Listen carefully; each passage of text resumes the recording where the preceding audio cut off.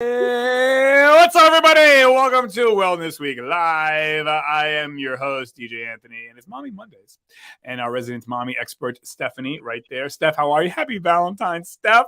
Happy Valentine's Day. Love is in the air. Everyone's perfect in love. And oh my God, there's Isn't no it arguments, no beautiful? roughing the feathers today. It's love everywhere. Happy Valentine's. Mwah, tanti baci. Mwah. Okay, ciao. Okay, so today's the Valentine's Day show. So yeah, happy Valentine's, everybody. So Steph, did you get card? You got a card? You got some chocolate, right? I got so far. Oh, really? Okay. Yeah, not so. I mean, The day's we not will over. later. The day's not over. You have to 11:59 p.m. So, my daughter's at school. Yeah. So we will be having dinner together, and then whatever gifts we have, we'll exchange that. Oh, that's cool. Okay. Yeah, you know, it's funny as a single guy. I was just telling a friend of mine this today. I go, this is going to be one of the best Valentines because it's just peace. No, even if you go out, like, you go out to these restaurants, you want to smack everybody. The places are jam packed. People are acting a fool. Like, it's just nice and peaceful. And yeah, I don't have to, no one has to put up with me. Aren't they lucky? And I don't have to put up with them. All right. So it's a win-win for society. But tomorrow I'm going speed dating. So God help all these single women out there in New Jersey. Okay. So, so Valentine's, it's the day of love. Let me ask you, I have my questions prepared here for you because okay. So, this is a big one. We're going to get right out of the gate. Now I'm talking about romantic now. Okay. Is there such thing as true love? Stephanie, what say you? So I'm a hopeless romantic. So I believe in true love, but I don't think you get just one. Oh. I think you can have true love with more than one person. Yeah. Right. If you've been single for too long. Yeah, not at the same time, but I think you can experience it with more than one person at different times. Yeah. If you live long enough, right? I mean, seriously. I mean, I agree. One of my pastors at my church says that. He said, there's no such thing as one person for you. There's a type of person for you, so again, that's all opinion and all whatever, but I agree with his opinion. I think it's a little bit, and we're gonna get into this, the over romanticizing of love. Like, you're my soulmate of 8 billion people, you just happen to live in New Jersey, oh my God. Like, that's so just immature. Yeah, right. Yeah, they happen to live in, it's like, what are the odds? Lucky you. It's like, come on. Get the stick out of here. You know what? This is such a romantic conversation right now. I'm so lucky. Yeah, amen. Yeah, I don't believe in that. Like, there's one person for you on earth, right? And then again, that's people. Is my opinion. You think one is for you? God bless you. All you, baby, all you. You're doing better than me. But I mean, yeah. Okay. So I think there's a type of person for each of us. Would you concur with that, Steph? Yeah, I mean, I'm not paying you. Do what you want. Everybody has I guess what they think is their type, and then say that again. My type is psychopath. If you're people's type, psychopath, I'm gonna love you. Okay. That's most people's type, I think. But yeah, I mean, I think, different people bring out different parts of your personality. And sometimes, the person that's right for you is a person who's very much like you. And then sometimes the person that you fall in love with is very much the opposite of you. You kind of balance each other. So depending on how the chemistry is and stuff like that, yeah, I mean, more or less. More or less what? You may have what you think is a type, but then every once in a while you get yourself a surprise. Right. Okay. Yeah. Yeah. I mean, to that point, though, the surprise might not be the person that's for you, though. I mean, I'm of the mindset opposites don't attract. Birds of a feather flock together.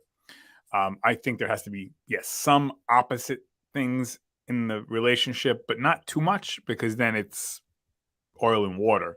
But my opinion, to each his own. What I wanted to say to you was, I lost my train of thought. Okay, so you believe in true love.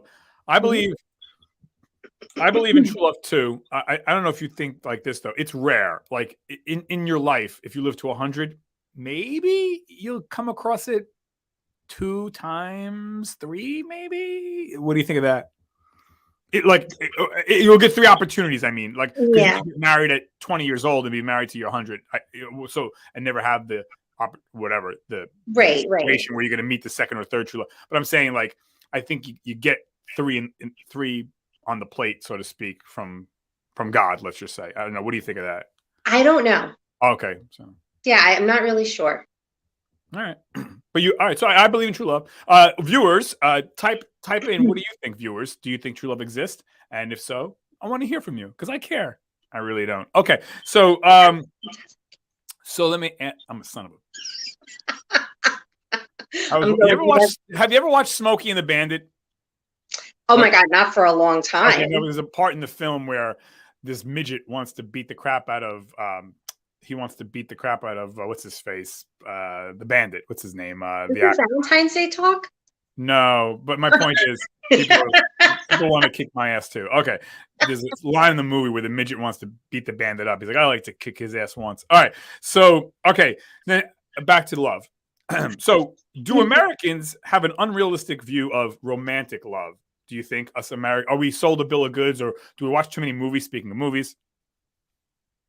I think everybody has a unrealistic romantic view of love. I don't think it's just Americans. I kind of disagree with you on that one. For instance, for instance, in India, they have what they call they have arranged marriage is very prevalent in India. Not every single marriage, but a lot. And in other countries, and I'm only citing India. Again, I'm not saying every single Indian, but it's commonplace to you get matched, and whether you like it or not, you're staying in your caste system, by the way, and that's that. It's not about romance. It's about we have to combine power, forces, money, and the divorce rate is very low in India too. By the way, it's like something like 1% versus America's 50%. But it doesn't mean that all the Indian couples are happy just because they're married. But my point is, though, I think many cultures see, not all cultures, but I think many cultures see marriage different than we do in America. In America, it's more about romance and love. And oh my God, I feel. In other countries, I'm not saying that's right or wrong, but in other countries, it's look, we got to do this. It's business. It's not about feelings. It's about this is what our country, our culture, our religion deems we do. And that might be maybe a little bit of that is good, actually. You know, like I think that we over romanticize it. I think oftentimes, not every marriage in America, I'm just saying, but I think there's an underlying toe of I feel, and I don't feel it anymore. And, I think, and that's my opinion. So, but what do you think about that? Yeah, I mean, when you talk about especially underdeveloped countries, sure. Absolutely. But that's looking at marriage as a necessity, not a as a commodity more than a feeling, I guess. Yeah. But I think anywhere where you talk about people being together because they come together because they want to, I think there is I don't know. I do think there's an unrealistic expectation of romance. Right. Definitely. Well, especially here in America, a lot of movies. I'm guilty of it too. I mean, I'm human, and I think all of us at some level are, where we think just love will conquer all. If I love you, that's it. And so this is like the other thing where I say when people say like, is love work? Which is, I guess, I don't know if I put this on. I didn't put this on here, but what do you think about that when people say, hey, love is work? You gotta love. It's a lot of work, love. And what do you think about that? Yeah, I mean, we talked about this before on a previous show, and I think you had asked me something, and so marriage is work. Marriage is work. Relationships are work. Love is work. It's not that the work is bad, but sometimes it hurts. Sometimes it's painful. Sometimes it's stressful. Sometimes it's great, but it's still, you have to work on your relationship and you have to work on love every single day. When you don't tend to it, it tends to die out. You've got to nurture it. Right. So, and that takes work. Well, it's funny you mentioned that because and not to you have to, I think, parse this out. So yeah, I agree. Love takes work, but you shouldn't have to work to understand the person, to like the person. Like if you're working just to get along, to like the person, you married the wrong person. I would say the work part of love comes in where like, hey, honey, let's work at making our schedules coincide. Let's work on paying the bills. Let's work on raising the family. Let's, work to spend time together. That's the work, in my opinion. If you're working on like, well, I really don't like you, but like, how can I like you? Like, what would I do? And then it becomes, I think, robotic. Like, okay, I see you, I value you. You don't even get along. Like, I think first you have to have that friendship, natural getting along ship. Mhm. Then you can work on your schedules, your busy lives. But if I don't know, how's that sound to you? Yeah, I mean, if you genuinely don't like the other person, then you shouldn't be together. But if the thing that you have to work on is improving communication skills, or, you know, you need a little bit more from the person in one area or something like that, that is, I think, okay. But yeah, if you're saying inherently you can't stand the person, you can't stand the person. You That's can't make that work. You can't make that work, right? I mean, it no. goes for any relationship, friendships, family. It's marriage is just that, and it's an extension of that. Yeah, and at that point, if you're staying together, you're staying together for other reasons. Right. So my thing would be too with that, with love, is like, working at it. And by the way, that's also sad, because if you do get along with somebody, but you don't nurture the relationship and make time and work at that, you can lose it, Absolutely. which is devastating and very, very sad, because here you have something good and you're taking it for granted, the both of you, whoever that is, and it's like, oh man, it would almost be better like if you didn't get along, Yeah, like, yeah, and that happens a lot. which is travesty, because it's like Yeah. you get along, but what's happening? Well, I'm busy with work. She's busy with work. We work, or yeah, I don't communicate well. It's like, damn, you're letting something go that's so good because you didn't put the time in. That, in that respect, yes, work is very important. All right, but so did you want to add anything to that, or? No, I think that was pretty spot on. Yeah, I want to, real quick before I forget too, and I don't know if I had it here, but I wanted to add a funny story, because you and I went to high school together. So when I was in high school on Valentine's Day, remember when they used to have like, you can send a card or a chocolate rose to, Yep, within the high school, right? yep. So obviously, I was very popular. And but I got a little bit bigger than my bridges. So my friends decided to knock me down a few pegs. It might have been my senior year, or maybe my junior year, when you were still in high school. But so the morning of Valentine's, you go to homeroom, and hey, you get your candies, your chocolates, if people send them to you.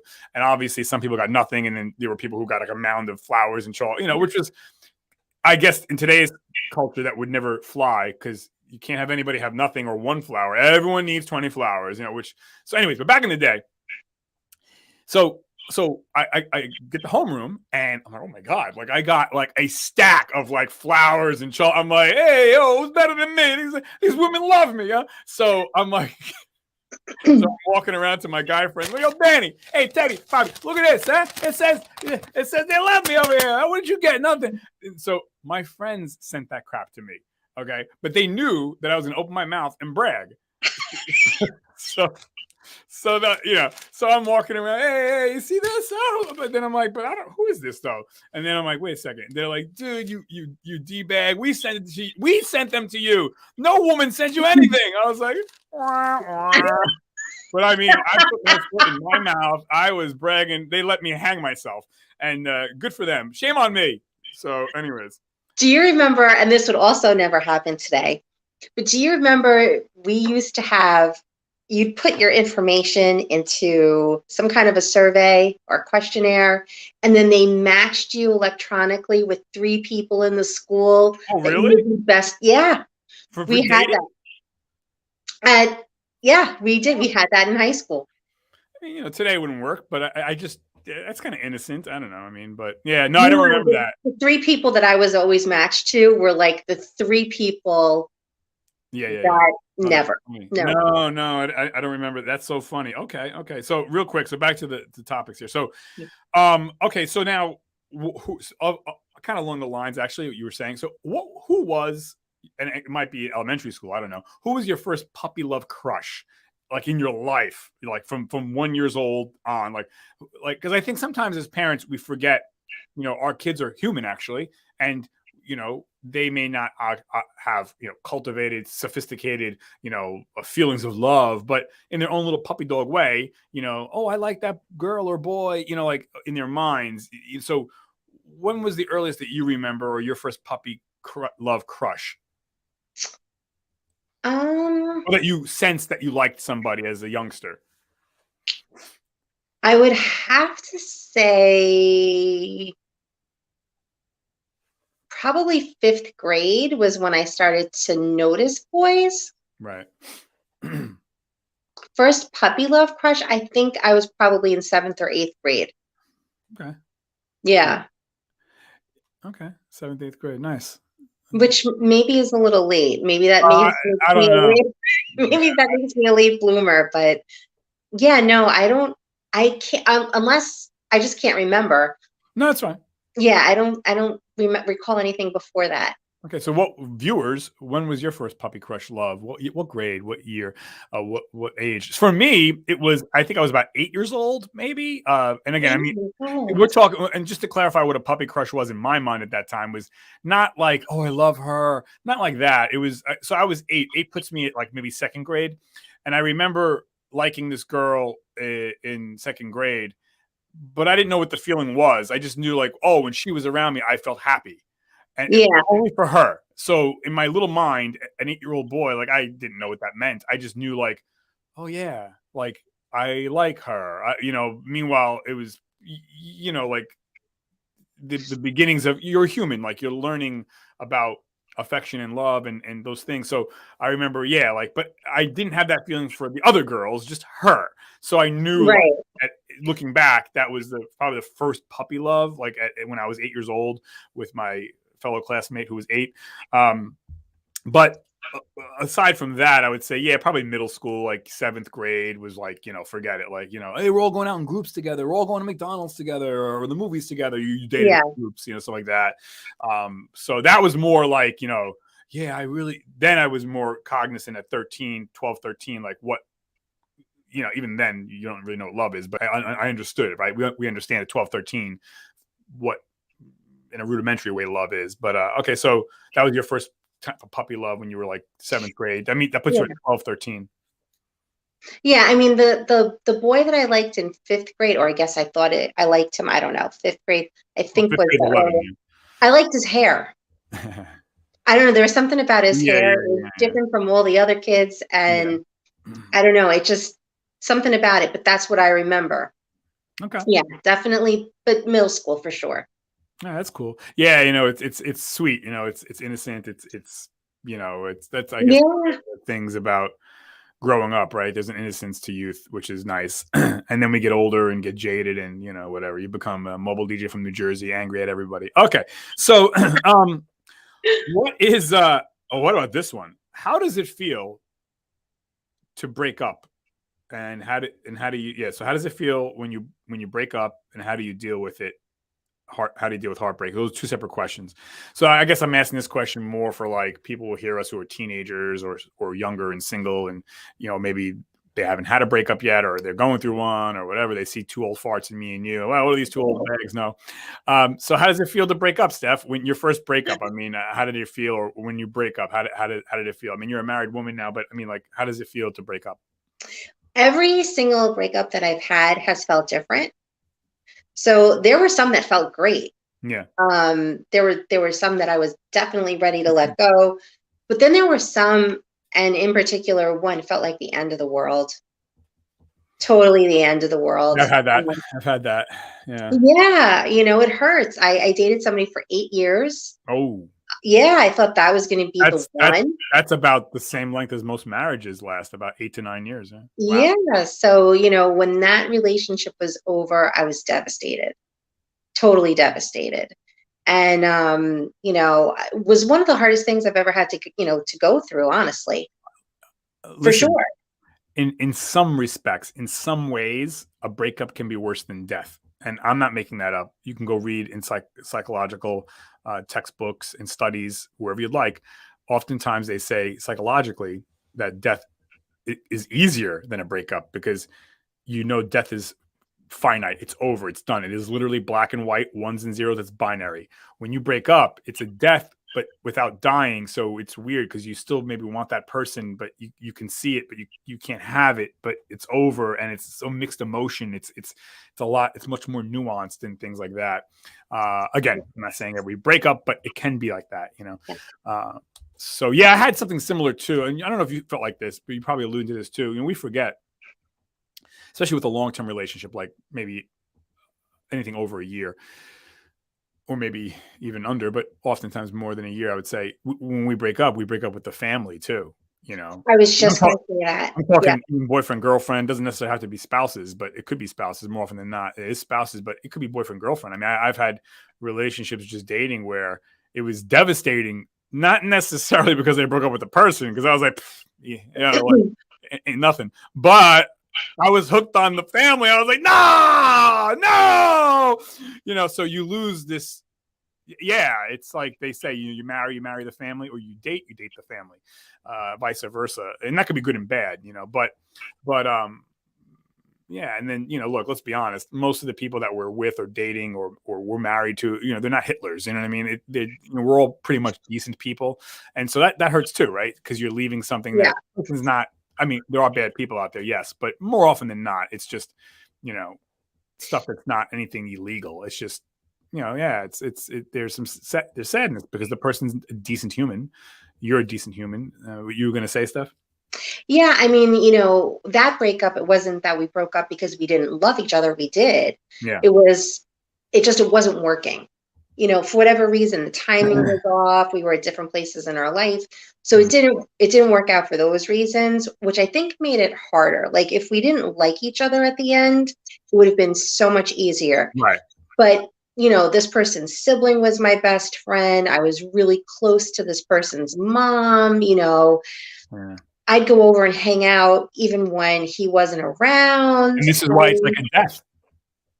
It was so hard. It was the whole family. It really was. So yeah, that one was really crazy hard. And it definitely did feel like that, Anthony, for sure.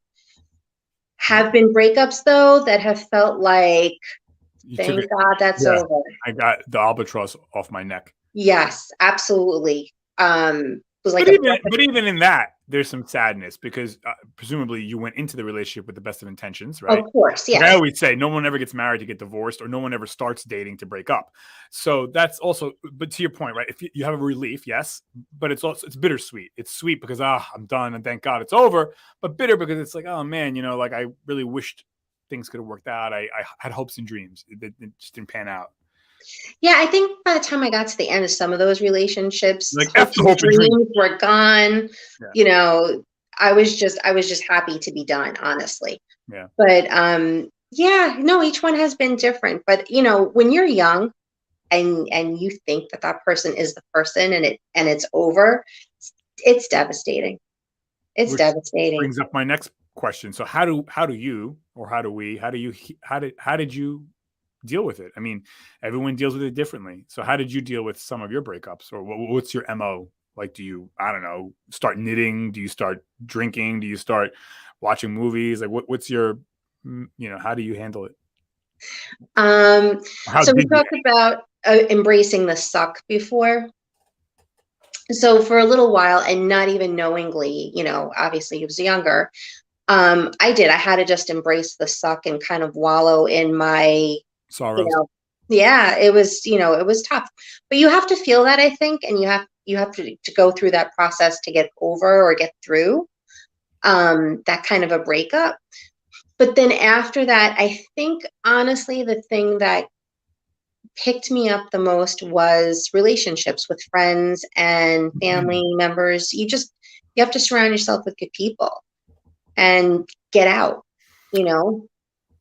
Give yourself time to be alone and cry, whatever that is. And then eventually you have to get up and get out.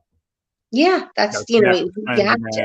100%. I think the danger comes in. I know you know this, but, don't drink, don't do drugs, don't play video games for 90 hours, play video games for an hour. But, you got to stay away from the negative stuff. For me, how I deal with breakups, unfortunately, I've become like the master of this. I can write but it is what it is. It's life, right? I'm not crying. It's just, it is. But yeah, I think I usually, you spend some time, you cry, whatever. After that, I usually revolve around athletics. Like I'll do a lot of just extra exercise. I'll do more cycling, more walking, more, kind of getting out and relieving the stress that way and the sadness, connecting with friends. Hey, get together for coffee, whatever. And to your point, the ace card though is connection with friends, family, even acquaintances. Just Yeah. gotta, no one's saying cry on their shoulder necessarily, but you got to get out. It's like any other sad thing that happens, you have to have connections, and so, yeah. Yeah. I mean, I wouldn't even say like, oh, we went out for coffee. I think, coffee, we talk about that now because we're a little bit older and that's kind of what we do at this stage. Or in whatever, the you go out game. for a brewski, I don't know, whatever you do. Yeah, but I would just go to my girlfriend's houses and Sit and just, talk, yeah. yeah, just hang out, stay there, whatever. Okay. Yeah, I would do that too. Out. Yeah, I would do that too. I go to friends' homes, and stuff like that, and just hang out and talk about sports or whatever, or maybe touch a little bit on the breakup. But, again, that's and guys have a harder time. I think guys, when they talk about it, it's like, "Hey, I heard you broke up with your girl. Yeah, man, it really sucks. Oh, sorry, dude. All right, man, let's go." And then that's it. Better that than nothing, I guess. But, us men need to maybe. Yeah. And I think for guys too, I think I don't know, you can speak to this better than I can. I think for girls, we expect, women in relationships to have that kind of mourning time after a relationship kind of fizzles out. For guys, I think you're expected to just, okay, move on to the next And relationship. there's a danger in that, yes, because us guys, and maybe women too, we get the rebound person, and that's not fair to the rebound person. It's not fair to me or you, or so that can be dangerous. Like moving on too soon. You need that time to decompress, whether it be a month or a year or 10 years, whatever it is. When you're ready, don't let anybody push you to, hey, let's go. It's time to get out there. Like, relax. Hey, maybe you're ready after 2 weeks. Cool. Maybe you're ready after 2 years. Cool. You got to do know thyself. But yeah, guys will do that for sure. I think, and probably girls do too. But yeah, guys are right. Brush it off, suck it up. Let's go. Move it. Come on. Yeah, because I think the idea is that guys are not as emotional as women are. But that's a lie. I've met some really sentimental guys, and that's not the case. All guys are emotional. It's just that they don't show it. They compartmentalize it and they hide it, and it's at the men's detriment. Hence why men die sooner than women, and it's that reason and that reason only. It's because we don't communicate. That's what kills men sooner. 100%. Go ahead.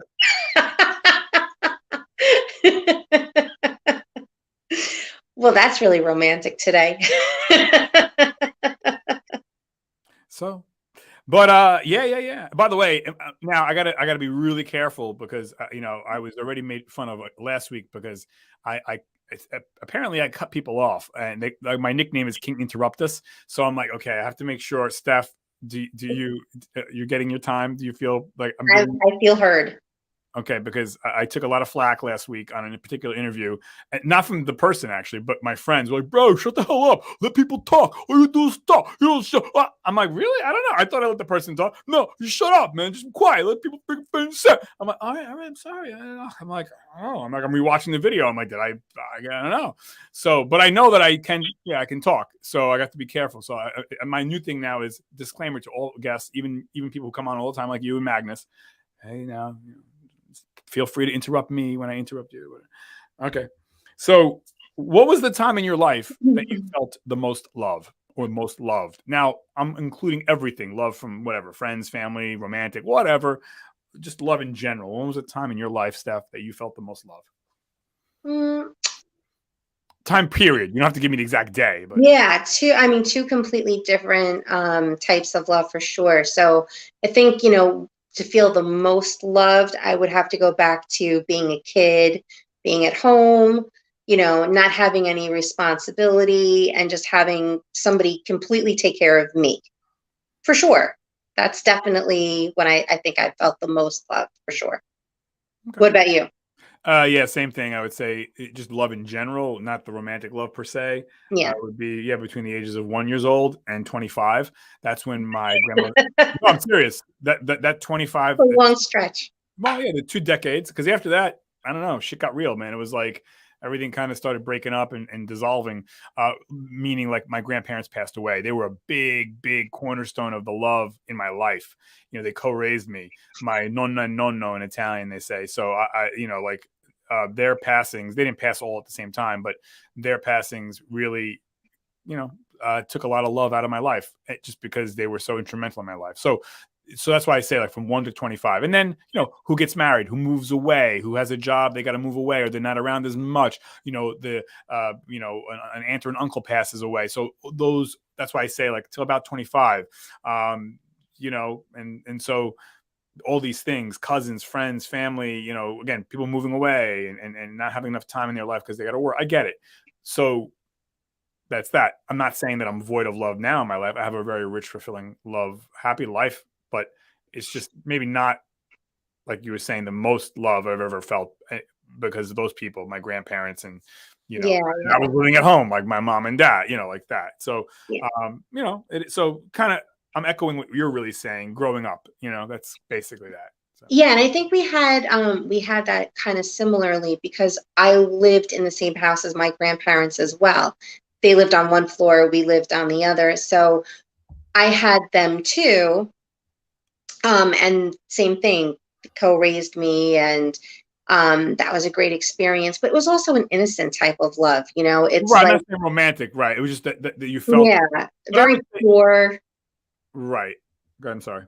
an unconditional kind of a thing. Right. And by the way, also our community, our town, our school, all the love, our teachers and coaches, most of them, right? Like that's also a love. And when you leave that and you go to college, like, your college professors don't give a shit about you. You know what I'm saying? Like they're not bad people, but it's not the same thing as your third grade teacher, your eighth grade teacher, your high school coach. Like it's different, So Yeah. and it is what it is. But yeah, so okay, so but I would say this too. When you have that type of strong love base around you, you're not you're not lusting or wanting the romantic love as much, which could be a good thing because you're not going to get into maybe potentially harmful romantic relationships because you feel bolstered, you feel loved, you have a fulfilling life around you. So romantic love is maybe not as pressing. Also, obviously, you're younger, but even as an older person, I would say, like my single friends, I was just thinking about this before the show. I know a single friend of mine. She's in her 40s. She makes a ton of money, high-powered professional in the city. He never married, drop dead gorgeous, has guys knocking on the door every day. She has a rich, fulfilling, happy life. Friends and family and meaningful work. And then it hit me. I was like, that's probably why she's not in a rush to get married. There's very little upshot for her to get married. For what? To be happy? She's already happy. For what? Money? She's got her own money. For what? To have a social life? She already got a social life. So like marriage is maybe not the best thing for some people, not because they're not good people, but their situation in life is, again, they have that bolsteredness of a rich, fulfilling, happy life with money and independence. So for her, this particular woman, to meet somebody to want to get married, I mean, the guy, would have to be like,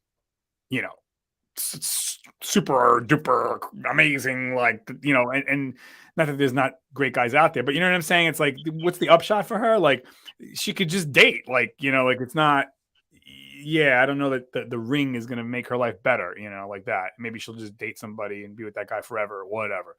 But then there's people who maybe they don't have a lot of love in their life. They don't have a lot of family or a lot of friends, and they go to work, they make good money, but that's it. They come home. That person would probably be a good candidate for marriage, maybe, because they are missing that component of, other parts of love, and that's not a bad thing. It's just know thyself, I guess, That's my theory. Maybe I'm wrong. I don't know, but what do you think of that?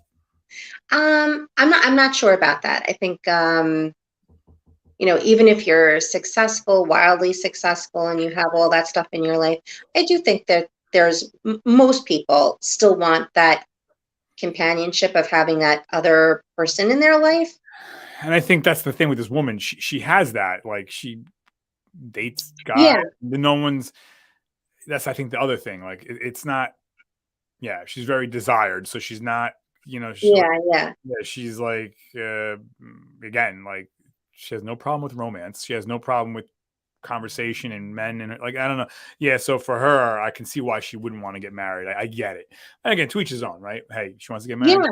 whatever. Listen, if that's, and that's the right kind of life for some people, but other people want a constant witness to their life, and a companion, and raise a family, and kind of have that longevity with one person. And there's nothing wrong with that either.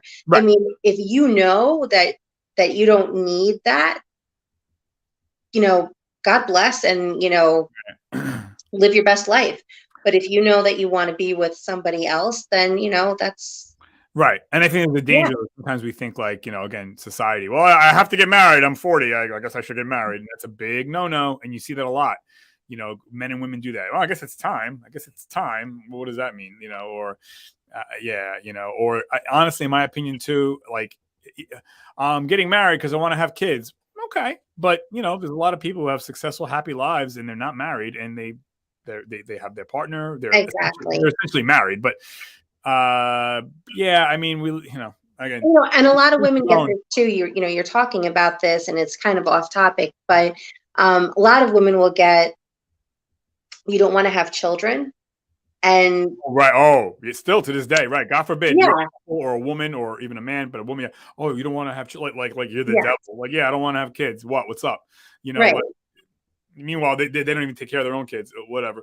But yeah, yeah, yeah. yeah. So if marriage is not the best fit for you, I've got no problem with that. I think that if you know yourself and you're happy with your life, Or that's maybe you want fine. to just date the person forever, do an Oprah and Stedman. You're dating Yeah, forever, which is really marriage. But again, to each his own. Like, who am I to tell somebody else? That's the beauty of America. Hey, you do you, man. yeah. Or maybe you're the type of person that can't be with just one person, and that's okay too, because you're not selling an idea that's false on anybody else also. So there's beauty in that too. Yeah, yeah. Love is Valentine's Day. All these thoughts of what is love and how and when and where and who and in the bit about the boo. I don't know. But okay. Let me ask you this. By the way, we're at the 37-minute mark. I know you're a busy woman. If you got to run, we'll end it in a couple seconds. Otherwise, I have another question. You tell me. I'm okay. All right, cool. So, what advice would you give to a young person a younger person in their 20s starting out? What advice would you give on love? And that's a big question, but generally speaking, a quick soundbite. What advice would you give to somebody on love, a teenager or person in their 20s? It's so hard, because I I know a try to lot, think but back to those times, and I was like, would I be receptive to advice? Probably not so much.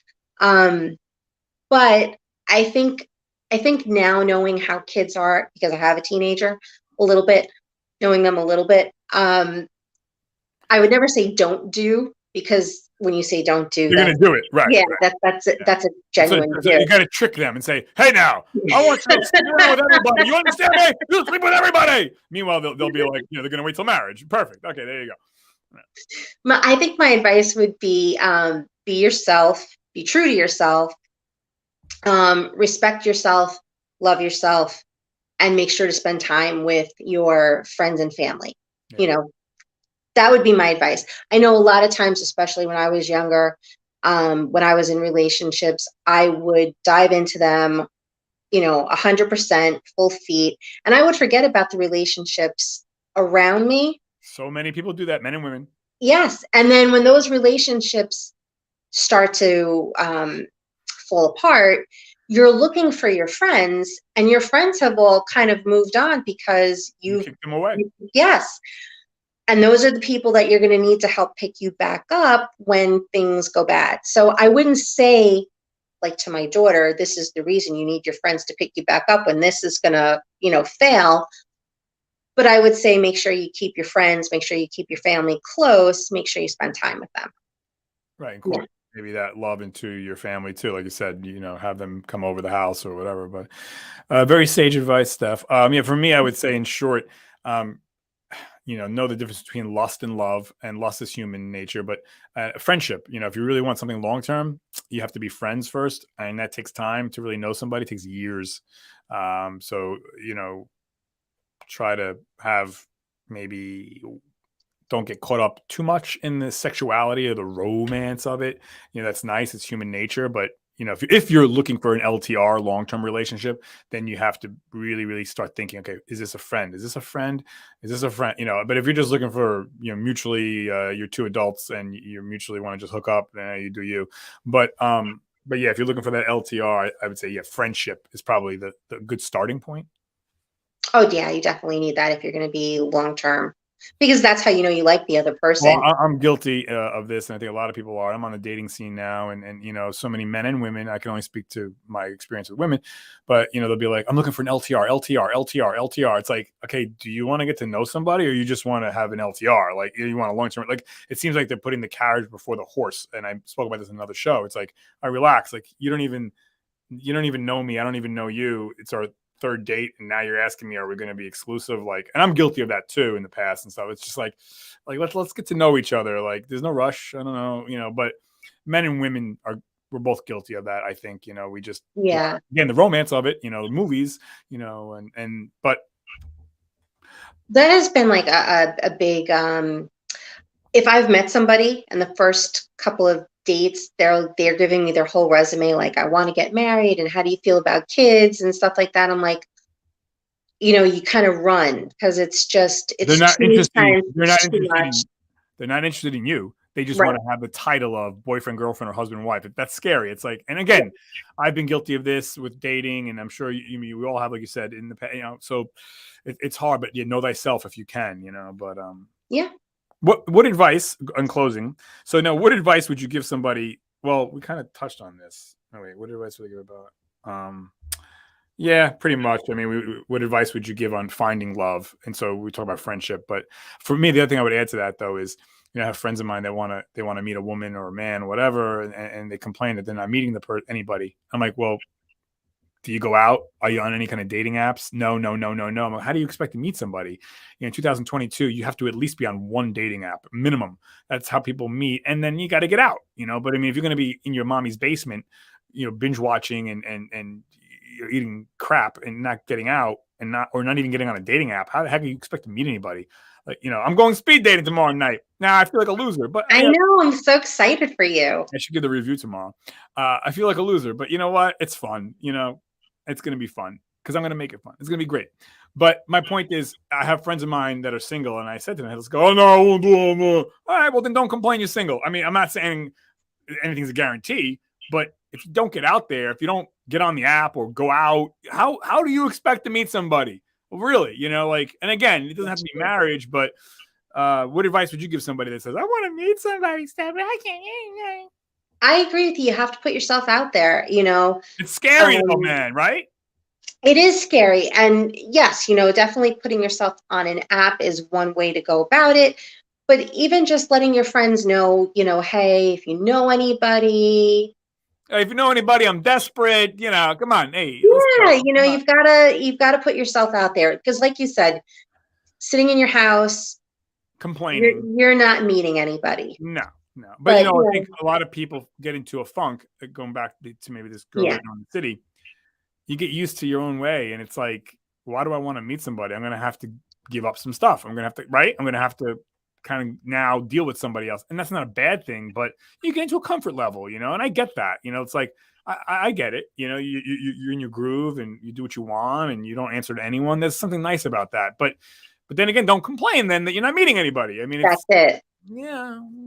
Good. Yeah. Or, join some sort of a club or something like that. You can meet somebody who has a similar interest to you that way. I was just telling a friend of mine this, and this guy, I'm not going to say his name. He, he's, to his credit, he's trying and all that, but he's always meeting the wrong women. And I'm like, okay, look, dude, you need to stop. And this guy does well for himself. Okay. I said, look, you need to stop going to the rundown. So I got to watch the words I use here. I want the real me to come out, folks, but I can't do it. So The ratings would drop. That's AC the ratings after would dark. skyrocket if the real me came out. All right. So, but I'm trying to be a human. Okay, so I said, dude, you got to stop food shopping at these S-hole crap holes where, like, there's roaches everywhere. Okay, you need to start shopping. Where the ladies are. That's Whole Foods, okay? You need to start working out, not at the Rocky Balboa gym. You need to start working out at the spa because that's where the women are that you want to meet. You understand? You can't spend $20 a month at the gym, dude, okay? You need to spend $200 a month, and these places exist. So that's where you got to go to meet the woman that you want to meet. Or I would tell that the same thing to a female friend who's doing well. You want to meet a guy? You cannot work out at the $15 a month gym. You got the money. You got to spend $200 a month at the spa. You can't go food shopping at Joey's. You got to go to Whole Foods, okay? That's where you go shop. You got to put yourself in the right positions too, not just nightclubs and apps, but like if you're really, really serious about it. And that's what I was telling this guy, and I would tell the same thing to women. That's if you got, you're a young professional, you're successful, you got to put yourself out there where people are, that are in, that you want to meet, whatever. Nothing against the crap hole supermarkets with roaches. I go there too. Right. But I'm just saying, if you want to find a nice religious girl, well, maybe start going to the synagogue, start going to church, start going to the mosque. Like, how do you think you're going to find, like birds of a feather flock together? If, I don't know, like you want to meet a guy or a girl who's really into automobiles, well, maybe go to some car shows and like, I don't know. Yeah. You love chess. It ain't gonna work, dude. Join that chess club, join that book club, whatever it is. But again, I get it. You fall into a lull, you're comfortable. It's like, but then I gotta compromise and I gotta do what he wants or she wants. I get it. So I don't know. But don't complain then. So happy Valentine's, everybody. Steph, anything else? I'm all hot and bothered now. You really did get a little excited at the end. You did. Well, I'm more pumped up for my friends because they talk such nonsense. I'm like, bro, how do you expect? I'm like, come on, man. You're all excited for tomorrow night. Yeah. Well, so I tell my friends too. I say, listen, you are eating at the sandwich place. There's no women there. Eat at Panera. That's where the single women go. Okay, you gotta go. I'm not everyone's single there, but you know what I'm saying. It's like, yeah, of course. You gotta, like, you want to go down the shore. Don't go to the fist pumping Guido unless you like that. Then that's fine. You want more highbrow, then you got to go to a highbrow shore. That's the way it goes. But if you're looking for the fist pumping, then don't go to the highbrow seashore. Go to, I'm not going to name the places, but in Jersey, but basically, So, anyways, know thyself, know what you're looking for. Look at the demographic that's there. Blah blah blah. And what I would say to your single male friends is there are women out there that want to meet you. So. You, the friend that you're talking about, yes, they're out there. They want to meet you. I know they do. They do, but your friend needs a little love. He needs a little. Like I said, he's just looking for love in all the wrong places, which is like a song. Like that's the only thing he has the tenacity and the perseverance and the will. But he's just putting the focus in wrong places. And hey, you do you. I'm not your daddy. Whatever. But anyways. So, but yeah, I hope everyone has a great Valentine's Day. There's still 17 hours left of Valentine's or something like that. I don't even know. I can't do math. What is it? No. There's another 10 hours of Valentine's Day left. So I could do math. I went to Jersey High School. Okay. So yeah, I hope everybody has a good Valentine's Day and, just relax, have some whatever you're gonna eat there. I don't know, chocolates, or you're gonna go out. Okay. So and Steph, give the hubby honey, I love you. Give him a kiss. Guys need that stuff. Guys need that. And your husband is such a sweetheart. He's such a nice guy. Come on. How do you not hug and kiss this guy, Steph? I know you do. Hug and kiss that guy. What's that? I said I do hug and kiss that guy. There you go. And come on to the hubby. Come on, hug and kiss Steph. I want to see everybody. I'll give him an extra hug and kiss today for you. Promise for me. I want to see everybody in love today. And then first thing tomorrow morning, go back to fighting everybody. Okay. So, but right now, love for everybody. Love for everybody. So that's it. All right, Steph. I think we solved all the world's problems. I think we did. That's it. Thanks, everybody. I got a bunch of great shows coming up. Don't forget, please subscribe, hit the notification, share the show with somebody, share it with somebody. We're on Patreon now, and I don't know. We got a whole bunch of new shows coming up. It's going to be awesome. And Mommy Mondays. Thank you, Steph. Thank you, everybody. Happy Valentine's. I'm signing off in Valentine's 3, Day. 2,